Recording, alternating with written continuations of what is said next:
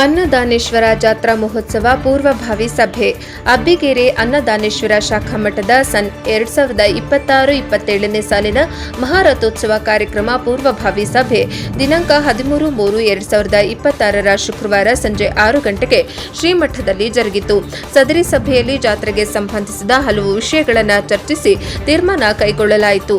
ಸಭೆ ತೀರ್ಮಾನಗಳು ದಿನಾಂಕ 23, 24, 25 ಏಪ್ರಿಲ್ 2026ರಂದು ಜಾತ್ರೆಯ ಬಗ್ಗೆ ಮಾಹಿತಿ ತಿಳಿಸಿ ದೃಢಪಡಿಸಲಾಯಿತು.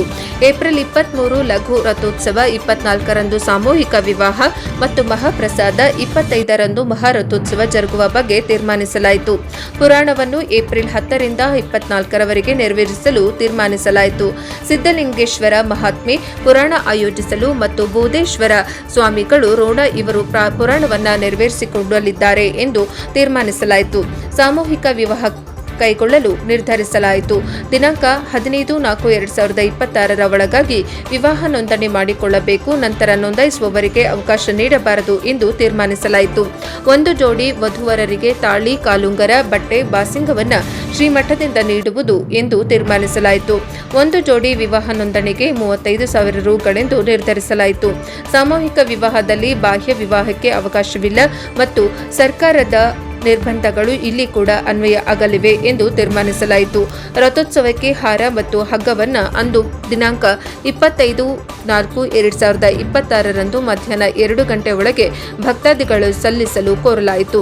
ರಥೋತ್ಸವ, ಪುರಾಣ, ಮಹಾಪ್ರಸಾದ ಕಾರ್ಯಗಳಲ್ಲಿ ಭಕ್ತರು ತನು, ಮನ, ಧನ ಸಂಪೂರ್ಣ ಸಹಕಾರ ನೀಡಲು ಕೋರಲಾಯಿತು.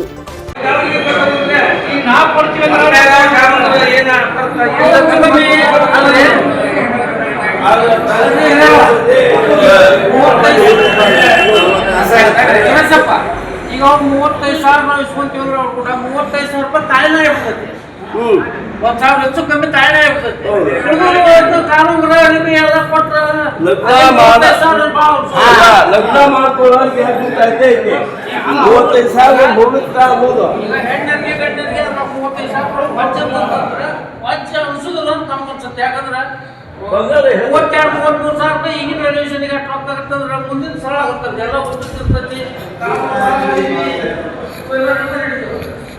ನೋಡಿ ವಿಚಾರ ಮಾಡಿ $35,000